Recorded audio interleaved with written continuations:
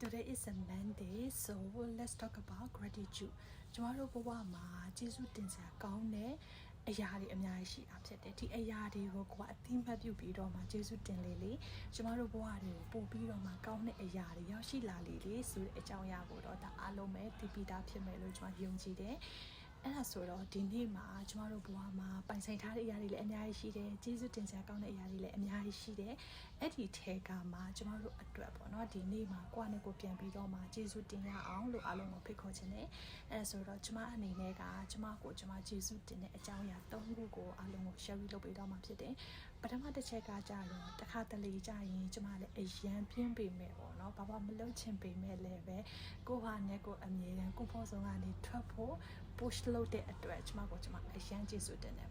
နံပါတ်1တစ်ချက်ကကြတော့ကျမကပေါ့နော်ဒီတစ်ခါတလေကြရင်အခက်ခဲတွေကြုံနေကိုယ့်ရဲ့ life မှာလည်းစိတ်ညစ်စရာတွေနဲ့ကြုံတဲ့အချိန်မှာ give up လုပ်ချင်စိတ်တွေဖြစ်တယ်အဲ့ဒီအချိန်တွေမှာလည်းပဲပေါ့နော်ကျမအနေနဲ့အမြဲတမ်း give up မလုပ်ဖဲနဲ့ကျမခဏနားကျင်တော့နားလိုက်မယ်တို့ပေမဲ့အမြဲတမ်း give up မလုပ်ဖဲနဲ့ပြန်ထားပြီးတော့မှပြန်ကြိုးစားတဲ့အတွက်လည်းဒီအရာကိုကျမ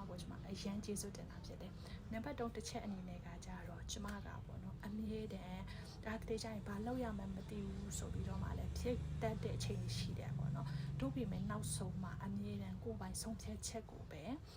ဦးစားပေးပြီးတော့မှကိုယ့်ရဲ့ decision နဲ့ပဲကိုလောက်ကင်တက်တဲ့လူတယောက်ဖြစ်တဲ့အတွက်ကျမဒါအရန်ကျေးဇူးတင်တာဖြစ်တယ်အဲဆိုတော့ဒါကျမတို့ကိုယ့်နဲ့ကိုယ့်ရဲ့အားတာချက်တွေကိုရှာပြီးတော့မှပေါ့နော်ကိုယ့်နဲ့ကိုအမြဲတမ်းကျေးဇူးတင်ဖို့အရန်အရေးကြီးတာဖြစ်တယ်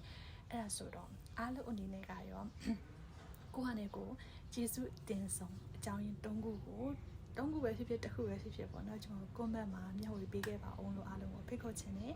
ကိုယ့်ဘာနဲ့ကိုချစ်ဖို့မမေ့တင်တယ်လို့ကျွန်တော်တို့ကိုယ့်နဲ့ကိုကျေးဇူးတင်ဖို့လည်းမမေ့ပါနဲ့ဆိုတဲ့အရာလေးကိုအားလုံးကို share လုပ်ပေးချင်တယ်အားလုံးပဲကျေးဇူးပါဘိုင်ဘိုင်ပါ